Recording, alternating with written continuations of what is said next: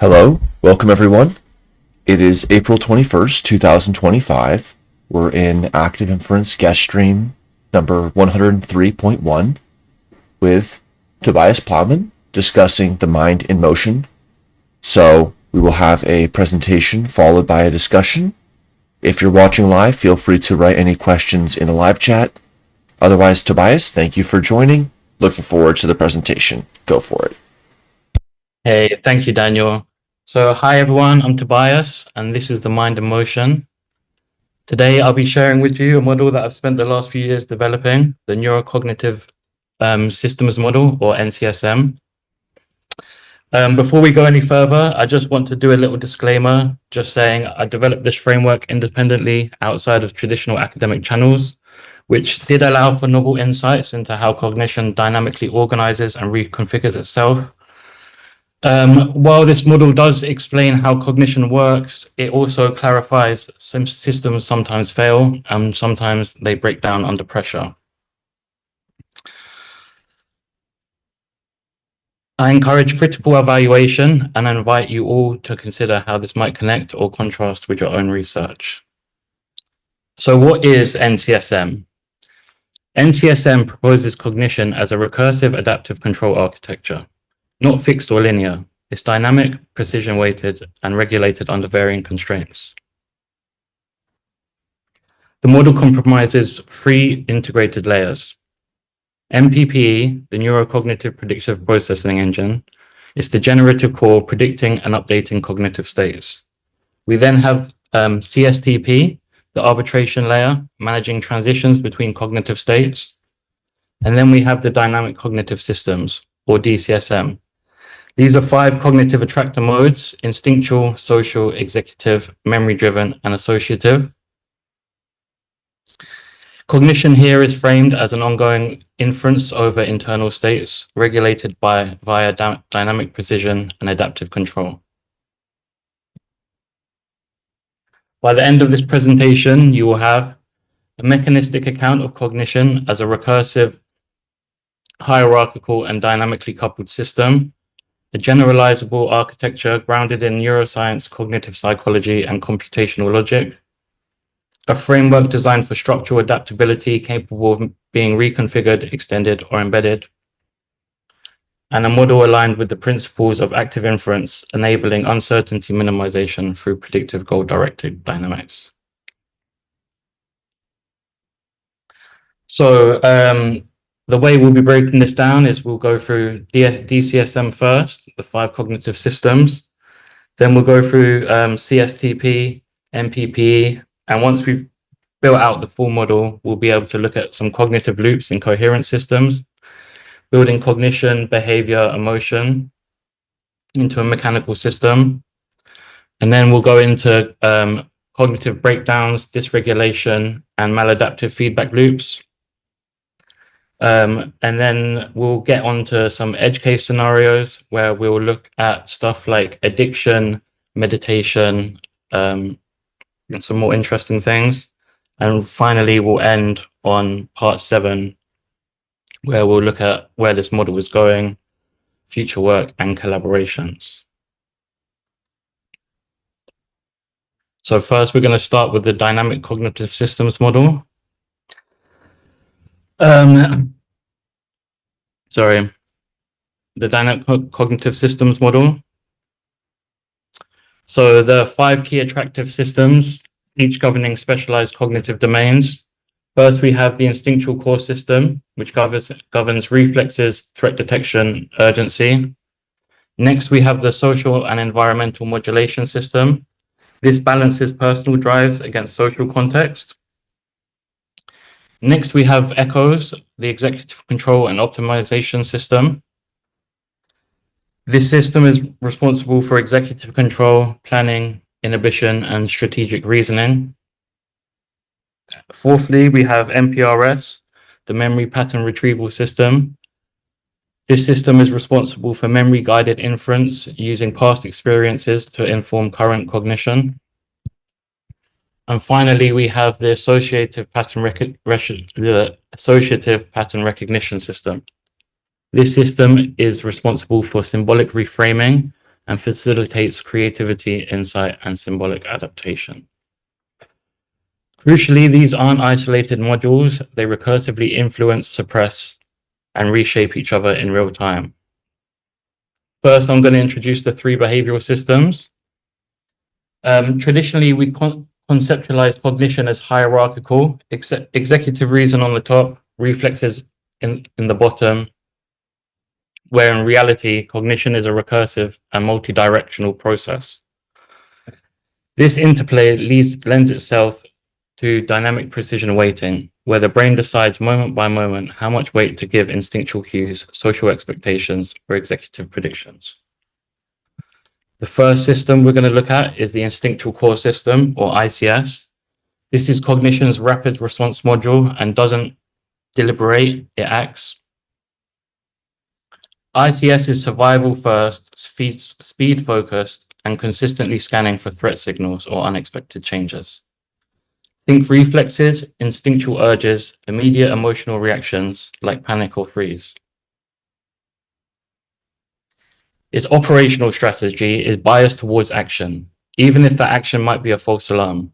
From an evolutionary standpoint, it's better safe than sorry. ICS minimizes immediate bodily prediction errors by quickly aligning organism states to perceived threats, prioritizing urgent action over perfect accuracy.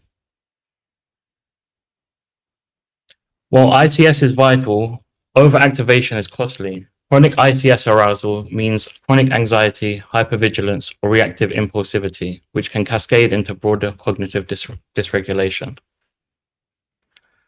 ICS is essential but must be carefully regulated. If relied solely on ICS, there'd be no reflection, only reaction. That's where the social and environmental modulation comes in. SEMS take ICS signals and filters them through social context and emotional tone and environmental norms. SEMS asks, is this behavior socially acceptable or appropriate? It processes the raw ICS inputs like anger, fear, or excitements and evaluates their social consequences. It regulates our expressiveness and ensures coherence with social norms. SEMS balances authenticity with social coherence, maintaining acceptance and harmony within groups. In active inference terms, SEMS modulates precision assigned to social signals, emotional expectations, actively inferring what emotional states and behaviors align with predicted social landscape.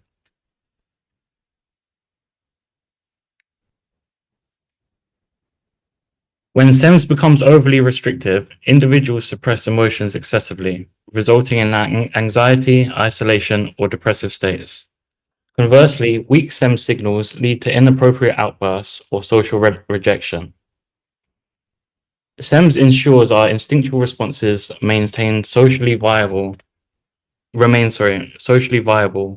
Without it, coherent social life and group functioning become impossible. So thirdly and finally of the behavioral systems, we have ECHOS, or the Executive Control and Optimization System. ECHOS is the cognitive architect. It strategically plans, actions, inhibits impulses, and evaluates long-term consequences. It models future states, setting goals and constraints, and balances short-term desires against long-term well-being. ECHOS is a powerful system, but costly. It demands extensive cognitive resources, relying heavily on prefrontal processing. Its computational load makes it vulnerable under stress or cognitive overload. ECHOS acts as a precision-weighted control policy, minimizing expected free energy by choosing behaviors aligned with coherent long-term predictions. For instance, deciding between enjoying leisurely time now or preparing for an important future exam. It evaluates anticipated regret, reward prediction, and uncertainty reduction. When overloaded by stress, fatigue, or information density, ECHOS loses precision. Decisions become impulsive, erratic, or overly rigid, leading to maladaptive loops or paralysis by analysis. Healthy echoes function differentiates adaptive, purposeful living from chaotic, impulsive existence. This impairment is central to many cognitive and clinical disorders. So now we have the three behavioral systems built. We can look a little bit at how they interact, where traditional views often picture cognition as strictly hierarchical, executive control at the top and instincts at the bottom, where in reality, cognition is much more dynamic. These three behavioral systems, ICS, SEMS, and echoes, interact recursively, forming a flexible bidirectional loop, rather than a rigid hierarchy. Let's first explore the bottom-up pathway, starting with ICS, the instinctual unconscious system. ICS rapidly triggers responses like panic or urgency. It's not subtle, it acts fast to ensure survival, even at the cost of accuracy. These signals often move up to SEMS, the semi-conscious social and emotional modulation system. SEMS acts as a filter, evaluating instinctive reactions through a social lens. It checks what's socially acceptable, appropriate, or shameful. Consider panic in a social setting. ICS signals panic, SEMS evaluates social context. If SEMS perceives social risk, it might suppress visible panic, redirecting or internalizing the response. Crucially, ICS and SEMS can directly suppress or even override executive planning in echoes. For instance, in extreme fear, ICS, or intense shame, SEMS, can disable your ability to plan or make rational decisions in echoes. Now we can look at some of the long-term bottom-up effects, where importantly, repeated bottom-up signals shape how echoes sees the world over time. Persistent fear can gradually train echoes to expect threats elsewhere, altering long-term cognitive strategies and causing anxiety disorders. Continuous shame or negative social feedback can restructure how echoes evaluate self-worth, resulting in lowered self-esteem or chronic social anxiety. Now let's look at the top-down pathway, where echoes, the conscious executive system, shapes SEMS and ICS. Echoes models the world strategically, evaluates long-term consequences, and can inhibit impulsive reactions.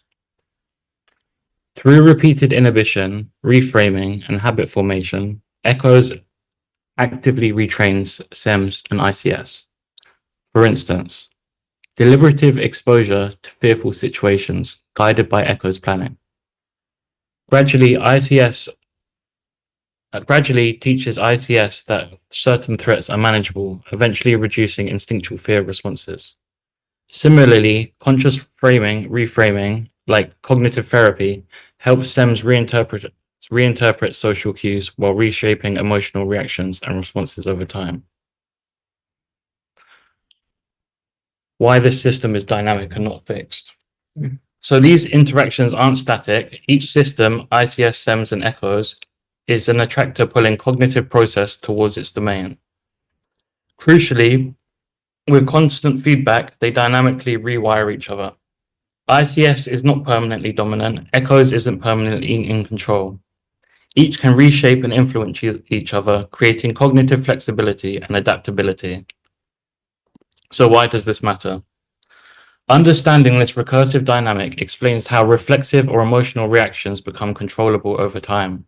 It also explains why control breaks down under stress. In overload, ICS signals become too strong, overriding SEMS and echoes. Most importantly, this explains long-term behavioral change. Persistent adaptive or maladaptive patterns emerge precisely from this ongoing recursive feedback loop. By appreciating this dynamic interplay, we can better understand and eventually guide healthy cognitive development, therapeutic interventions, and adaptive behavioral change.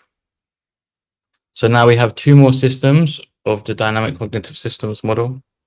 These next two systems are responsible for memory and creativity. First of all, we have the memory pattern retrieval system, or MPRS. This is cognition stabilizer, and it draws from stored experience and memory traces to contextualize present events and maintain coherence. The functional importance of NPRS is it anchors cognition in familiar contexts, rapidly retrieving past schemas and patterns to guide real-time interpretation and response. NPRS reduces uncertainty by supplying stable priors, essentially predictive memories, which help cognitive systems to interpret ambiguous or complex sensory input. When you recognize a friend in a crowded cafe, NPRS matches visual cues with stored patterns, immediately stabilizing uncertainty and facilitating social engagement. Yet strong reliance on NPRS can be problematic. Traumatic memories or past rigid experiences become self-sustaining attractors, creating looping loops such as rumination or avoidance. Healthy NPRS maintains balance, retrieving memories sufficiently to stabilize cognition without imposing rigid maladaptive interpretations. NPRS allows cognition to leverage past coherence in uncertain present moments, but it must remain flexible enough to adapt and can recontextualize experience effectively. Finally, we have APRS, the associative pattern recognition system. This is cognition's creative reframe engine responsible for insight, creativity, and symbolic adaptation. Functionally, APRS engages when existing cognitive models fails. It recombines symbolic associations, generating novel frameworks or explanations to resolve prediction errors and re-establish coherence. APRS represents an exploratory inference system, actively generating alternative hypotheses when habitual predictions fail to adequately minimize uncertainty. When you face an unexpected life crisis, like a sudden career change, APRS activates to explore alternative possibilities or reframing the situation positively. However, APRS is inherently unstable. Excessive activation leads to symbolic overload, overwhelming cognition with too many novel hypotheses or symbolic reinterpretations. This manifests as confusion, existential distress, or dissociation. Healthy cognition balances APRS with echo stability, avoiding symbolic drift while benefiting from novel reframing. APRS gives cognition its flexibility and resilience, but requires careful management to avoid cognitive destabilization. So now we've looked at all 5 of the cognitive systems. So the reason I started with DCSM is because this is where the model originated. So it was intentionally started as a psychological framework, but then research kind of led me to develop something called the cognitive synchronization transition protocol. So DCSM described the individual cognitive modes quite clearly, but it didn't fully explain the transitions between them, especially under conditions of uncertainty.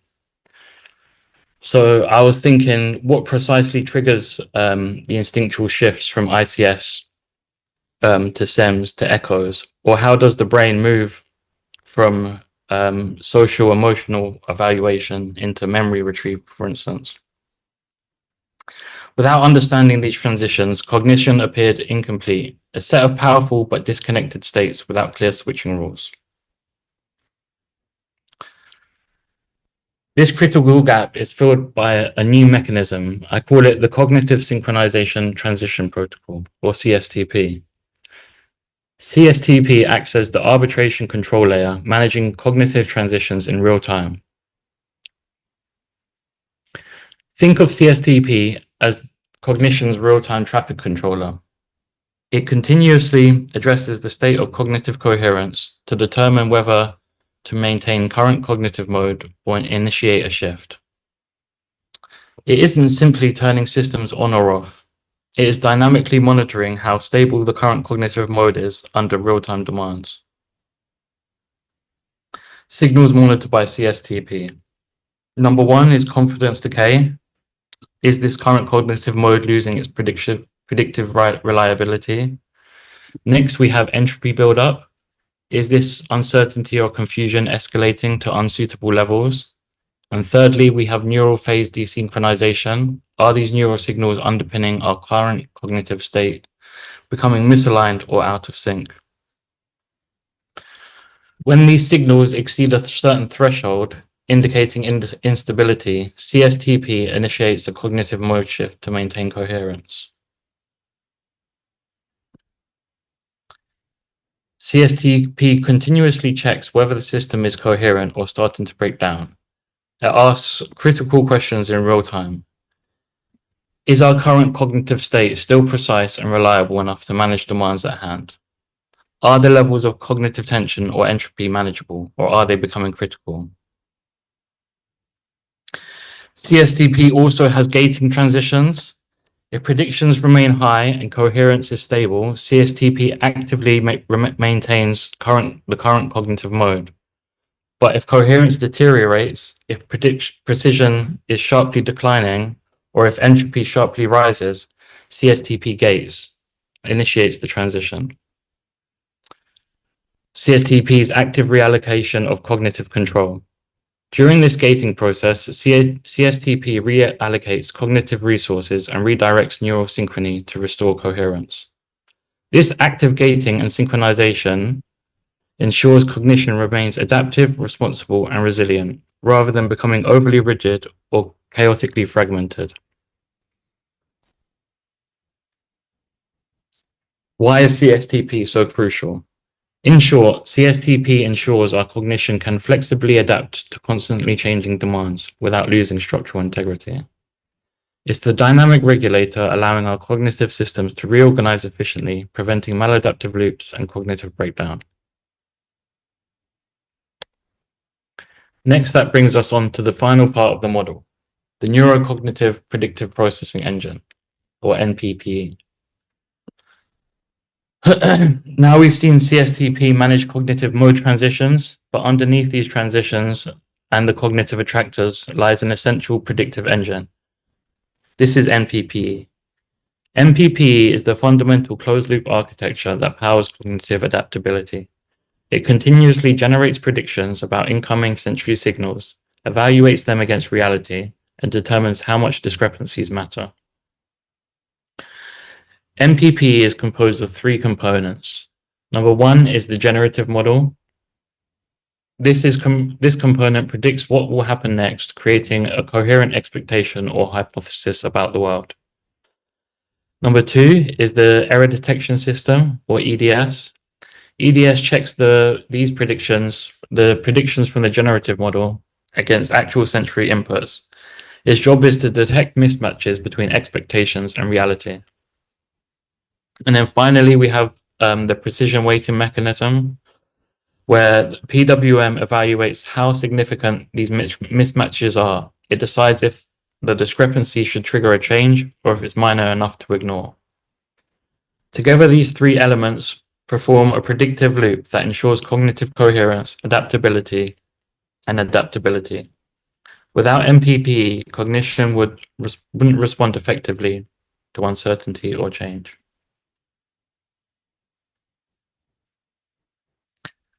Let's take a closer look at exactly how NPPE works step by step.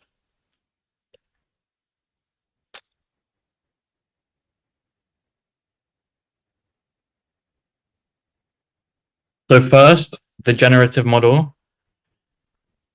The GM creates a prediction, an internal hypothesis about sensory inputs and upcoming events.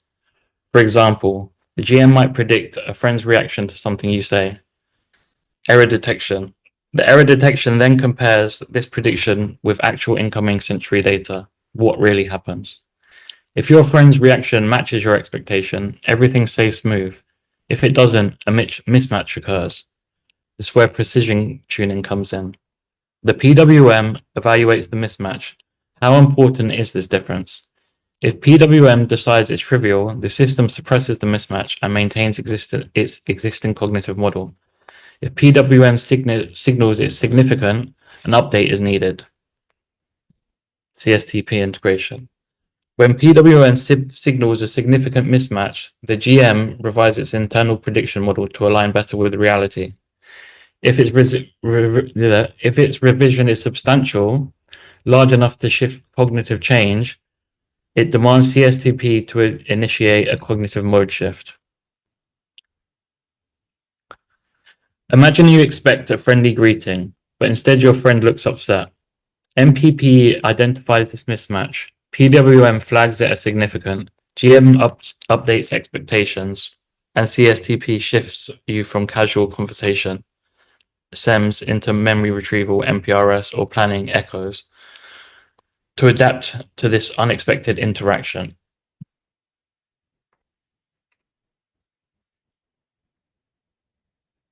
While MPP typically keeps cognition adaptive and coherent, the system isn't foolproof. Under intense stress, overload, or malfunction, MPP can still fail in predictable ways. So there's three major failure modes for MPPE. There's high precision weighting, so belief lock. PWM is excessively high. The cognitive system refuses to acknowledge prediction errors. This creates stubborn beliefs or rigid thinking despite clear contradictions. Cognition clings to existing models, refusing to update, think of denial or rigid ideologies. Low precision weighting or noise dominance. PWM is excessively low. The system sees every small mismatch as significant, making cognition unstable and overwhelmed. This leads to cognitive chaos, constant anxiety, hypervigilance, or confusion. Nothing feels predictive or trustworthy.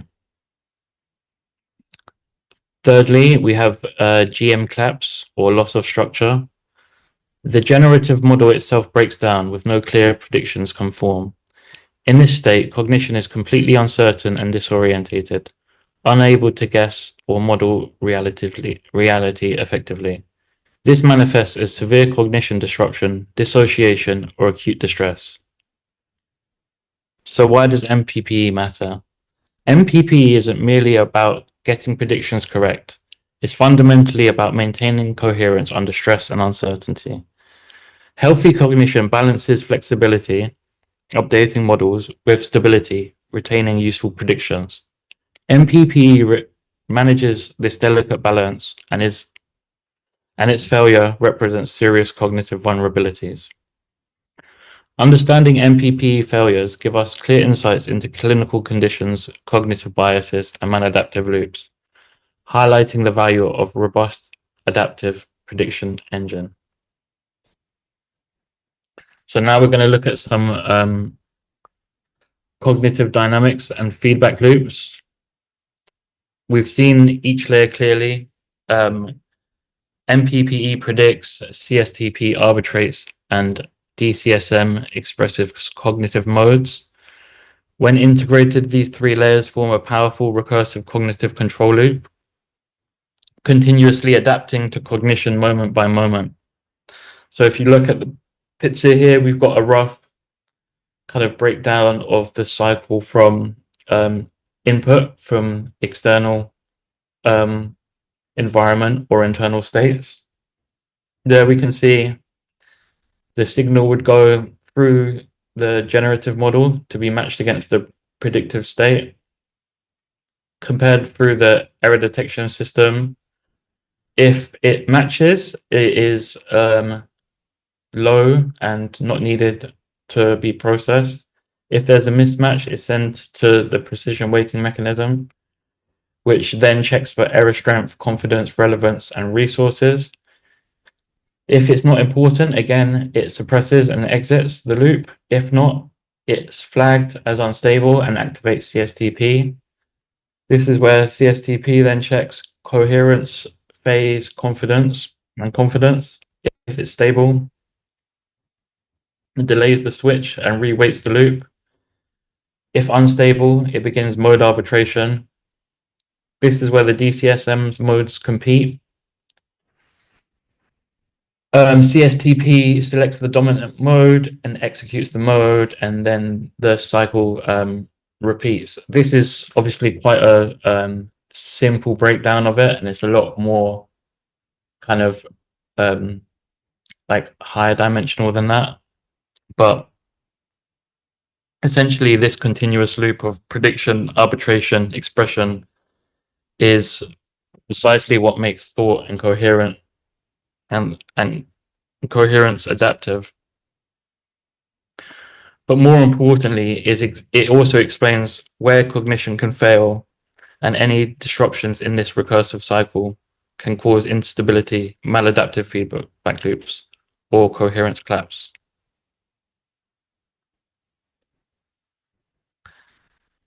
So we're going to look at emotion now.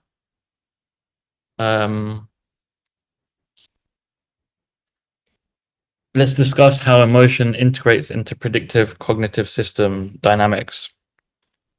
Emotion isn't random or disruptive. It actively biases predictions profoundly, shaping how cognition adapts and selects actions. Emotions serve three crucial functions within cognition. Adding weight to predictions, emotions emphasize certain outcomes over others. Fear prioritizes threat avoidance. Excitement signals reward. Two is modulating inhibition or activation. Emotion can either energize or dampen cognitive processes. Anxiety inhibits actions, anger facilitates assertive behavior.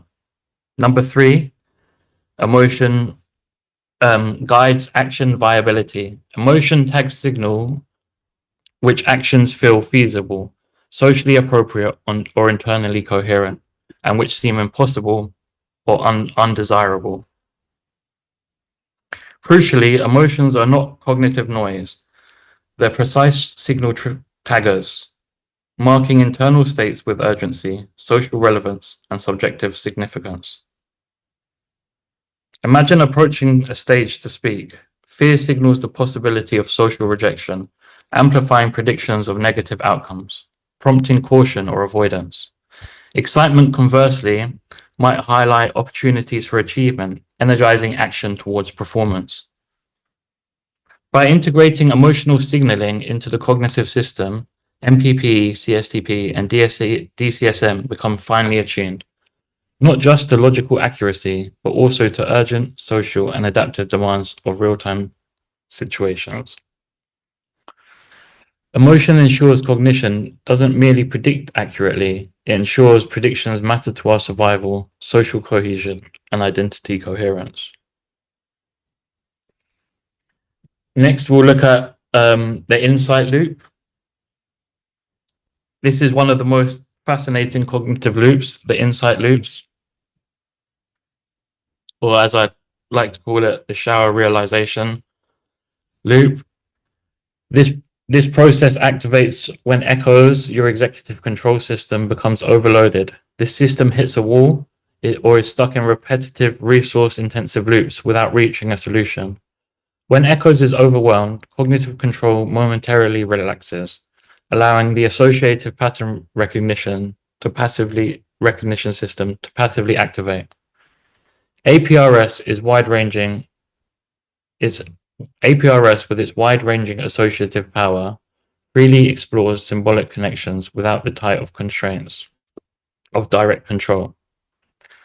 In this state, your memory pattern retrieval system retrieves symbolic traces or subtle hints from past experiences, connecting disparate memories and insights. Once a promising symbolic pattern emerges, echoes can re-engage, adopting the fresh insight generated by APRS and MPRS. It reorganizes a coherent plan around this newly discovered pathway. This is how symbolic recombination not only resolves cognitive overload, but revitalizes executive function, providing sudden clarity and those aha moments.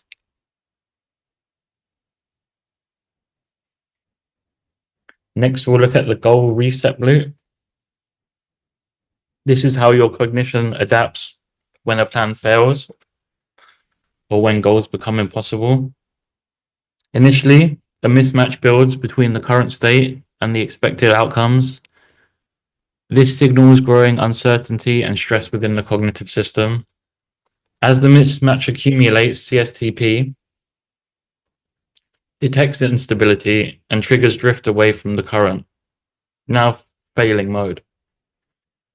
In response, APRS again activates, but this time intentionally, recombining various alternatives and potential new pathways. It's actively looking for viable symbolic alternatives. Simultaneously, MPRS contributes context, grounding these alternatives in past successful strategies or relevant memories, adding coherence and validity. Finally, ECHOS assesses these recombinations and chooses a new, contextually appropriate path to move forward. This is effectively reframing the situation, replanning, and correcting your internal narrative. The goal reset loop illustrates how our cognitive architecture maintains flexibility, resilience by rapidly shifting strategies, ensuring that we rarely get stuck and are always adaptive.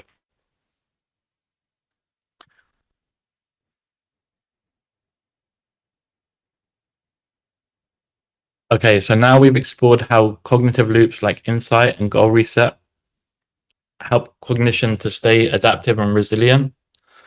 But what happens when these loops fail or misfire? When transitions between cognitive states break down. Here we enter maladaptive feedback loops, persistent states of cognitive dysfunction. Maladaptive loops are cognitive patterns that reinforce themselves negatively, becoming stuck in cycles or repeated errors. Instead of resolving uncertainty or achieving adaptive goals, these loops maintain problematic states. Understanding these loops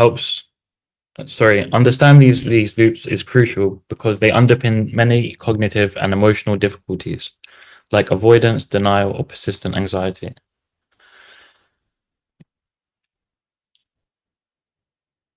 Let's explore a few key examples. Like here, we're going to look at the avoidance loop, which is when cognition repeatedly predicts failure or threat, leading the system to suppress action or planning altogether. First, the generative model predicts a high likelihood of failure or discomfort, whether social rejection, personal embarrassment, or task difficulty. Second, the precision weighting mechanism tags this predicted failure as highly significant, creating intense anxiety or uncertainty. Thirdly, in response, ECHOS shuts down or suppressive active planning to avoid predictive negative outcomes, reinforcing immediate relief through disengagement.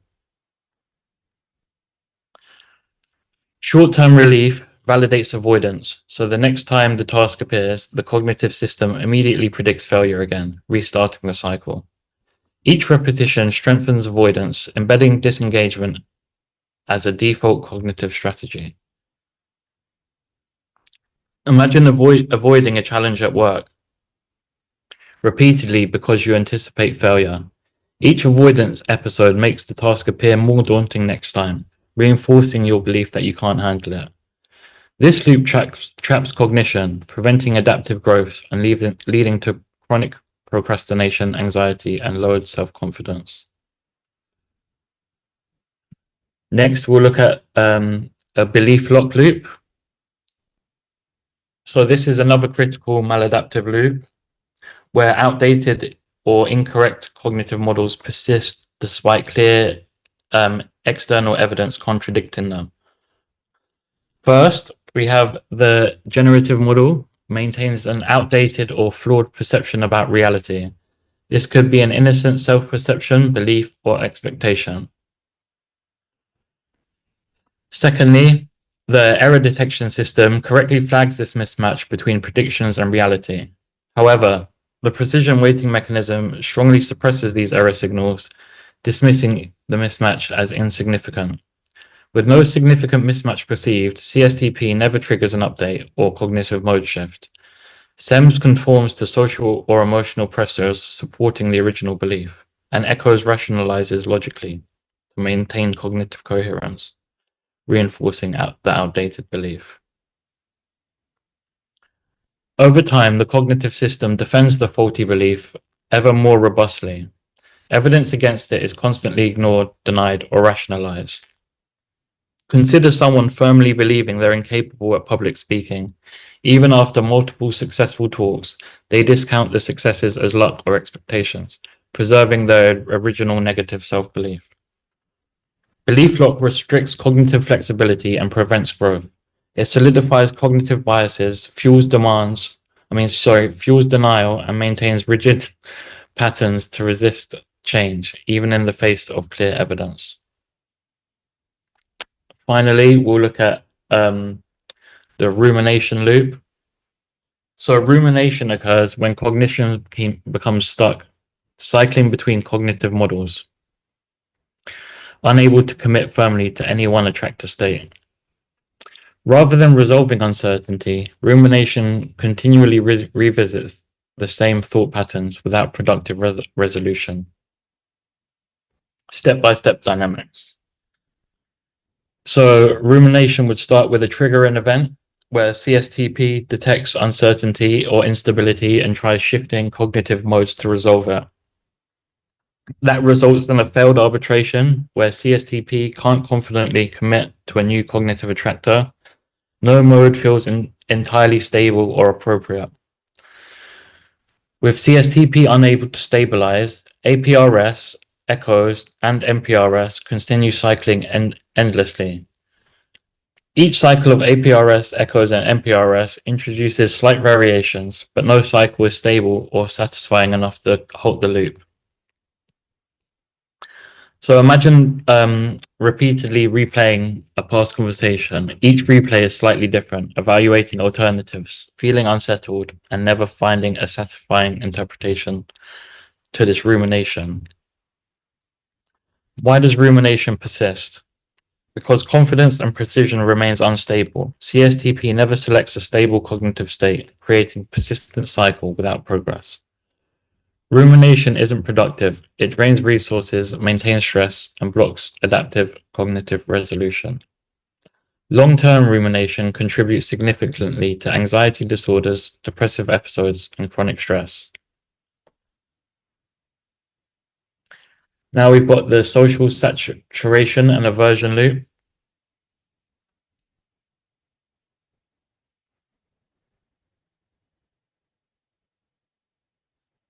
So this is a mode where SEMS fails to align due to perceived overconformity, triggering an identity-preserving inhibition, not out of fear of rejection, but of rejection of belonging by default. So SEMS detects over-alignment in the environment. So essentially, this mechanism is where, how can I explain it? It's like where when you realize everyone does something, so then it biases you to do the opposite. Basically, what that means is internally, our self is made by, it's an internal model of ourselves essentially, and when our internal model is not underweighted, but when it's not established enough, we reject outside social priors because it would lower the weight of our internal model of ourselves. So identity stabilizes selfhood by selectively accepting new priors, where when self priors are strong, adaptation occurs. When weak, the system resists change to preserve continuity. So now we can look at applying NCSM to traditional models or to clinical models. Here we can see that we have common cognitive patterns like freeze loops, over-control, social masking, rumination, and alienation. Here you can see the dominant modes they're mapped to and the clinical expression. These patterns persist not because of static traits, but because the system fails to reconfigure. Essentially, what we're trying to say is NCSM is the foundation from which these clinical patterns emerge from, and they're not fixed deficits. So now we're moving more onto the edge case scenarios and kind of more what I think is a bit getting to some of the more kind of interesting stuff. So here we're looking at addiction, which provides one of the clearest examples of a maladaptive feedback loop where the cognitive prediction loop itself becomes hijacked. So a step-by-step dynamics of addiction is ICS triggers urgency, where ICS triggers stress or emotional discomfort. Something feels intolerable. Next, APRS rapidly predicts a shortcut to relief, typically a familiar addictive substance or behavior that has previously provided immediate relief. NPRS retrieval confirms this prediction based on past relief experiences, reinforcing the shortcut as highly reliable. The precision weighting mechanism then actively suppresses contradictions or negative consequences, downplaying evidence that this shortcut is harmful or maladaptive.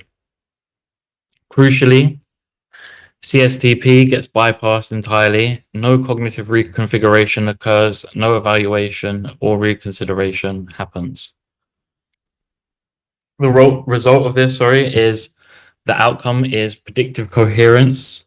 A consistent internal state is built entirely on false or damaging assumptions. Cognition feels stable inside even as it's systematically compromised. Addiction persists purely because it artificially stabilizes prediction loops, creating coherence that feels right internally, even while causing severe external harm. Sorry, now we're on edge cases. My apologies. So now we move beyond everyday maladaptive loops into extreme cognitive scenarios, what we call edge cases. Edge cases are critical tests for our cognitive models because they reveal how cognition behaves under intense and often overwhelming conditions. Far from anomalies, edge cases are the sharpest stress tests that clarify the limits and resilience of a cognitive system.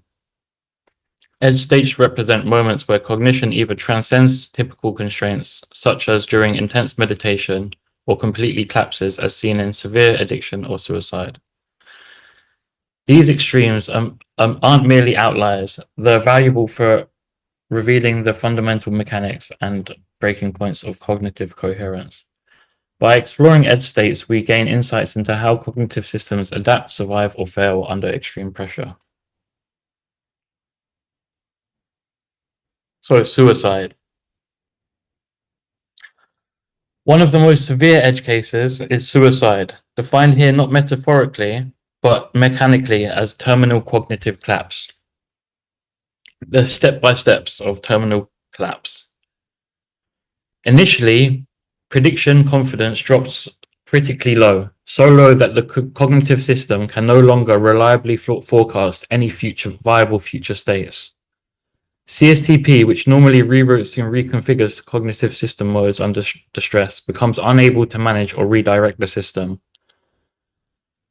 Symbolic recombination, APRS, and executive planning, ECHOs, the systems that usually help to reframe or replan, disengage entirely, leaving the cognition with no meaningful alternative situation to the scenario. ICS dominance. With no coherent alternative available, the instinctual core system becomes fully dominant. driving urgent, desperate action. Action here isn't primarily emotional despair. It's the cognitive system attempting an urgent escape from recursive overload and unresolved prediction error. The cognitive system identifies no path back to coherence. Suicide emerges as the only viable resolution, an act driven mechanically by precision collapse. This scenario is not metaphorical. It is literally a terminal attractor state, a cognitive condition where the system forcibly exits because it cannot resolve the ongoing predictive overload. By framing suicide this way, we can better grasp its cognitive dynamics, potentially informing more effective interventions and support systems. Next, we'll look at meditation, where we'll look at the opposite end of cognitive collapse. In meditation, which is internal suppression of predictive urgency. During meditation, cognitive load reduces drastically. The associative memory and patterns, the APRS system and MPRS begin symbolic drift, gently recombining experiences without immediate demand. Precision weighting relaxes, allowing previously suppressed signals to emerge, yet softly enough to avoid triggering reactive states. Executive control gradually loosens its inhibitory grip, no longer urgently maintaining coherence. At the same time, instinctual and social systems, ICS and SEMS, fade into the cognitive background, quieting emotional and reactive noise.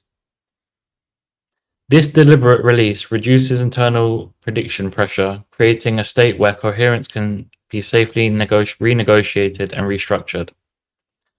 Importantly, meditation is not about achieving complete mental silence. It's about symbolic cleanup and coherence restructuring. It's coherence hygiene, not emptiness. Finally, we'll look at murder.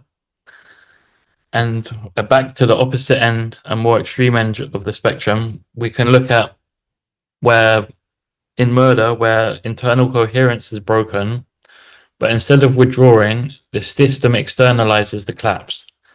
This occurs when a powerful rumination loop fuses urgency, ICS, with identity protection, SEMS, misinterpreting the external action as the path to internal coherence. CSTP fails to manage the conflict, unable to reroute or recalibrate effectively. It relinquishes control, allowing ICS to dominate. Executive inhibition echoes is bypassed or severely suppressed, driven down by the system's desperate attempt to regain stability. The internal prediction becomes tragically clear. Unless this external obstacle is removed, internal coherence cannot return. This act isn't primarily about rage or hatred. It's about a mistaken cognitive solution. The system perceives external harm as an unfortunate but coherent pathway back to internal predictability and stability. Now we reach a critical point, falsifiability. This model isn't simply theoretical speculation. It's designed for rigorous testing. I'm not just describing cognitive phenomena. I'm trying to set conditions for experimental validation or disconfirmation. Let's quickly overview 3 key predictions, which offer clear, testable paths to validate or falsify the system. So test 1, we have CSTP collapse. This is the first falsifiable prediction, which focuses on CSTP, the cognitive synchronization and transition protocol. This model predicts that before observable cognitive breakdown, CSTP will show a measurable loss of neural synchrony between theta and gamma frequencies. In EEG recordings, we expect to see a signal disruption clearly in the anterior cingulate cortex, a region critical for conflict monitoring and cognitive arbitration. Behavioral markers. Behaviorally, this desynchronization corresponds to specific symptoms: delayed cognitive responses, fragmentation of thoughts and decision-making, and feelings of disassociation or loss of coherent self-awareness. So how do we test it? We measure EEG activity specifically for theta-gamma coupling while subjects perform demanding cognitive tasks under stress or overload conditions. We look for moments immediately preceding observable cognitive failures or breakdowns. Importantly, the prediction can be falsified clearly. If cognitive breakdown occurs without any measurable theta gamma synchrony loss in the ACC, our model requires significant revision. Test number 2 is precision weighting rigidity and rumination. This predicts that in high PWM rigidity, which excessively emphasizes existing cognitive predictions, will block adaptive shifts between cognitive modes.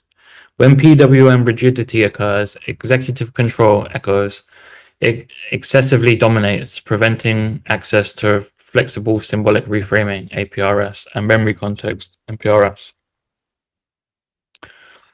We propose using fMRI to test for heightened and persistent dorsolateral prefrontal cortex activation, indicating rigid executive dominance. We combine this with pupillometry, measuring pupil constriction as an indicator of cognitive fixation and reduced exploratory behavior under uncertainty. Subjects will encounter uncertain or ambiguous scenarios in the scanner, requiring cognitive flexibility and reframing. We look explicitly for neural and physiological traits that indicate rigid cognitive locking. To falsify our prediction clearly, we must observe flexible cognitive switching, adaptive reframing, and exploratory behavior under conditions of demonstrably high echoes activation and rigid PWM conditions. Finally, we have arbitration fails under social conflict testing. This third test examines how CSTP handles social dilemmas, specifically situations marked by high ambiguity and internal cognitive conflict between executive goals and social emotional modulation, so echoes and SEMS. So we have a clear and specific prediction, which is the model predicts that in high ambiguity social dilemmas, CSTP struggles significantly to resolve conflicts between echoes and SEMS, so rational planning and social alignment. This unresolved conflict should produce measurable neural signatures, specifically simultaneous subsystem activation and increased frontal theta activity. Behaviorally, we expect to see delayed responses, indecision, hesitation, and signs of internal cognitive conflict during complex social interactions. So for the experimental testing and setup, we'll conduct EEG tests while subjects navigate morally or socially ambiguous scenarios designed to trigger echoes or SEMS conflicts. We then analyze neural data explicitly, looking for simultaneous subsystem activity, elevated frontal theta oscillations, and delayed behavioral responses. Critically, this model can be falsified if we find consistently rapid cognitive resolution without evidence of subsystem conflict markers or frontal theta elevation, even in highly ambiguous social dilemmas. Next steps. So basically, I've been kind of limited in access. So I don't really come from an academic background. So I've done a lot of internal kind of simulations computationally. I'm currently working on a runtime environment which simulates mainly CSTP's core logic of predictive mode transitions, arbitration, confidence decay, and stuff like that. This runtime environment makes cognitive coherence and mode switching not just theoretical, but directly observable and testable. We can watch cognitive breakdown and adaptive coherence in action, stress test the mind as rigorously as any control system. Alongside this runtime, also in very, very early stages, I've developed an internal simulation engine based off NCSM, where I've started to model cognitive processes like recursive breakdown and symbolic recombination. Early results are promising, and I plan to publicly demo this engine later this year. Right now, I'm looking to expand beyond solo development. This model has been, like I said, built entirely independently. No lab, no degree, no funding. So to scale this work, I'm actively seeking collaboration. If you are running a EEG, fMRI, or pupillometry lab, if you are exploring AGI, symbolic architectures, or safe arbitration in AI, or if you are involved in clinical diagnostics, psychiatric modeling, or neurological conditions, I would love to collaborate and hear from you. Just a little bit as well before I finish. You might be wondering what is SLR and how does it work? So SLR continuously tracks not what has changed, but why it has changed. It then uses that contextual information to decide the next step. Each decision involves clear logic checks, like, did something break? Is this still coherent and safe? Should we switch to another cognitive pathway? Every action within SLR is traceable, transparent, and reversible, creating an audit trail of cognitive decision making. Why does this matter? With SLR, we have a symbolic engine capable of simulating complex cognitive phenomena without losing interpretability. It allows us to study cognition at a granular symbolic level, examining breakdowns, coherence recovery, and adaptive stability. Cognition is more than just function. It's a continuous recursive act of coherence management. Your beliefs, your blind spots, your identity itself all depend on how well your cognitive loops withstand stress. This model provides the tools to visualize, simulate, and potentially stabilize these cognitive loops. Together, we can take this further. Let's collaborate, test, and refine the model in practice. Thank you. Thank you, Tobias. Awesome. All right. I'm going to ask some questions from the live chat. So I'll ask one, and anyone else can add, and then I'll ask some other questions. So Isaac wrote, does this theory help explain how societies function or other systems? I think so. I think the way I found out this model is through behavioral science. So there's a guy called Rory Sutherland, who's quite a famous marketer here in the UK, who runs a behavioral science unit at Ogilvy. And the way I kind of fell into this is actually through his mechanistic and interesting view on the way he talks about not just people, but society in general. He framed irrationality as kind of system, just another half of the system that we're not thinking about. So I think to answer that question, yes, but I think there's a lot more to it. It's not just mechanically inside ourselves. There's a lot of external mechanics as well. Yeah, I guess continuing on that question of whether it applies to other systems, like how or why did the human cognitive apparatus come to have this articulation? Do you expect those motifs or systems to exist in mammals, other systems, etc.?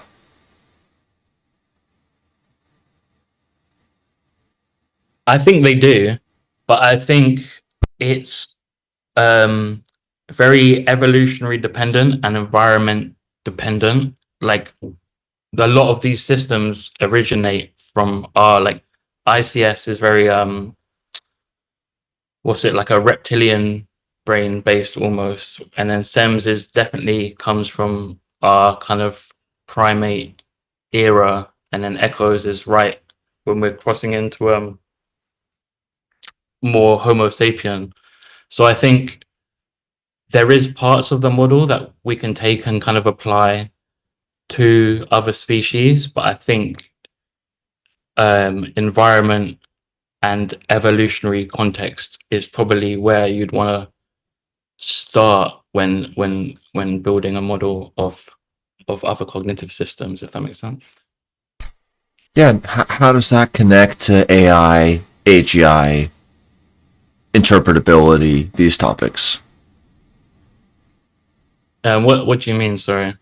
On the previous slide, you had the AI and AGI. Yep. Okay. Just because that's how we process. Like, I've done a lot of research into like the neuronal dynamics of kind of we're not. So what happens is we see the world as patterns and relationships. So when you think of, say, something like maths or something, you don't go through binary and think of every logic rule for maths. We kind of symbolically compress it into its own. I think of it like like cognitively, it's almost like a tensor kind of thing. And oh, sorry, I've lost my train of thought. But basically, I think that AI systems right now are still processing in the way of ones and zeros distributed through neural nets, where what we're doing is we're actively predicting before, whereas AI is predicting after. So like when you're speaking to me, you're anticipating what I'm going to say before, whereas when I speak to ChatGPT, it's not, it's only responding. Does that make any sense? They need to kind of close the loop. So then when they need to feed the old prediction back into what's coming next. Yes. Cool. Okay, I'll continue with some live chat questions. Yep. Okay, Dylan wrote, how do the different levels of cognition framed here relate to existing ideas of cognition? Are they completely novel? Have they got a basis in machine learning?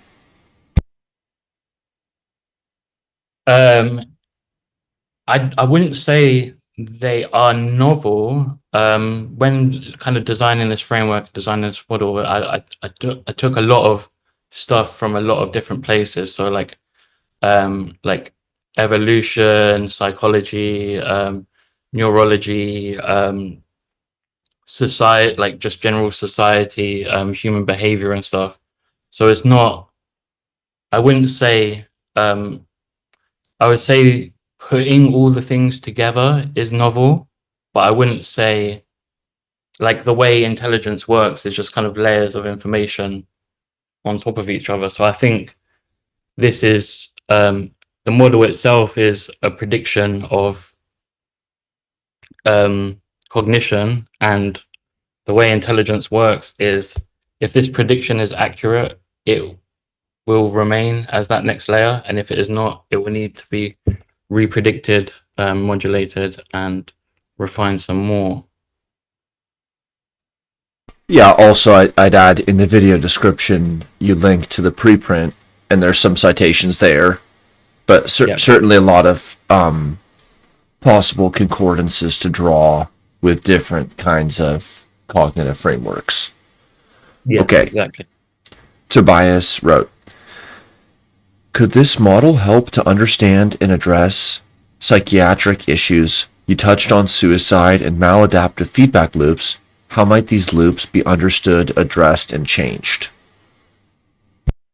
Sure. So I think what could happen, so with humans and the way we work is not knowing is like what gives us the most anxiety.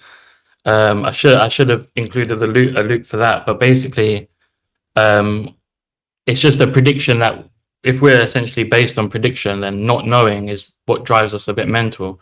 Like if you're waiting for in the UK, we have like little timers on top of the bus stops, but before they bring them in, it wasn't a nightmare, but like you'd prefer to wait for a bus that's 9 minutes if you can see the time versus waiting 4 minutes and there's no time displayed. It's it's the anxiety of not knowing. So I think the way I base it is, if we can validate this and map this, and or if whether it's this framework or another framework or whatever, I think if humans can know how they work and understand how they work, then I think that we'll be able to almost reprogram ourselves in a way where, like I briefly touched on, like echoes can reprogram ICS or SEMS systems. So I think more than therapy and all of that stuff, like I think obviously people with quite serious issues would still need therapy, but I think in the future, if we can accurately map our own cognition, I think it'll be a matter of just understanding ourselves, understanding the loops, understanding like if it becomes common knowledge how humans work or how cognition works in society, then it'd be a reframing entirely, and we'd all be able to kind of help ourselves and kind of help each other, if that makes any sense. Yeah, there's a lot there. It's kind of like the implication of cognitive science. What would it really be to have it be a science, not just an art or a ad hoc approach? When you say that it's reversible, what does that mean? Does that mean that specific actions can be reversed in their implication? Or that just from a computational perspective, you have like logging for all the steps? Yeah, so let me talk a bit about personal experience. So I'm diagnosed with PTSD from some kind of medical stuff. It's not anything. So basically, what I realized though is that my ICS responses were involuntary. So I'd kind of be cognitively, or my echoes would be engaged, and I could see involuntary responses happening, and I could over time rewrite them through echoes engagement, through cognitive engagement. When these ICS responses happen, if you can I don't know how to explain it, but it's active integration, like actively focusing your cognitive modes internally can restructure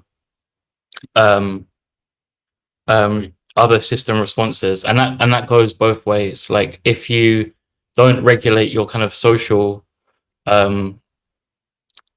like social systems internally, it can all go off. Like it's just like we have a bunch of different states inside, and none of them, or sorry, all of them can take control or can. It's very complex to talk about because it's all so dynamic, but essentially, yeah, I think they can all kind of reconfigure each other.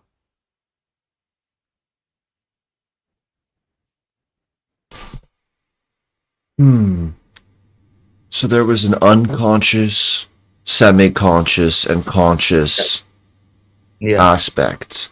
And is that sort of where the buck stops with cognition, with our conscious awareness? Or how does what we become aware of causally re-enter into these lower level?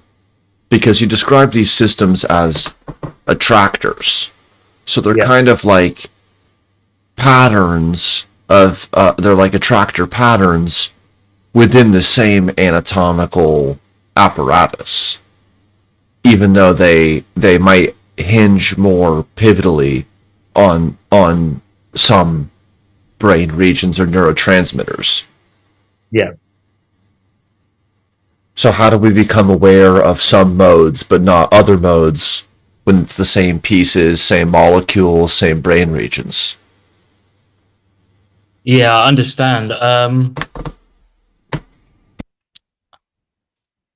again, I'm not too sure how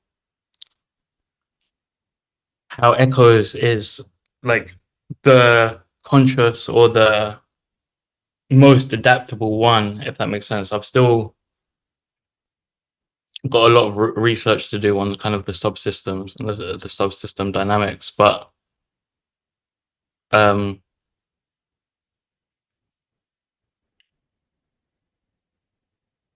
Yeah, I mean, just it's an interesting question how with the same pieces in very, very slightly differing but importantly differing configurations like phase synchrony give rise to these vastly different cognitive outputs, even though there's a lot of overlap with the parts and the functions. Awesome. Yeah, I mean, what are your next moves? How can people specifically get more involved? Yeah, sure. So I've started a unit called the Neurodynamic Systems Unit. The website is should be on the screen, ndsunit.org. So you can contact me there. But yeah, I'm kind of looking for just anyone kind of interested in either validating the model, testing the model, or working on some symbolic AI systems with this runtime that will be available shortly. What will it look like when it's available? It will just be a small package with the core. The way it works is you get nodes that perform like a single action. And then you bundle these nodes together into modules. And then the modules are kind of like simple folders. The way it's coded is actually really drag and drop. So and then you program the config, which is kind of like the lattice state config, which is which nodes activate in which order, or which modules activate in which order. And then it processes information again through like a symbolic chain where it's similar to a lot of like nested if statements a bit, but like I said, I'm struggling to kind of talk about it because I don't come from an academic background, and I'm like really deep in like some complex stuff. So but it's a lot like some nested if statements, I'd say. Academia is just like one big nested if statement. Yeah, yeah, I can see that for sure. Awesome. If you have any last comments, feel free. Otherwise, this was great. I'm glad you shared it with us, and I look forward to staying in touch and learning more. Amazing. Thank you very much. Okay. Thank you, Thank Tobias. See you. Take care. Bye. Bye bye.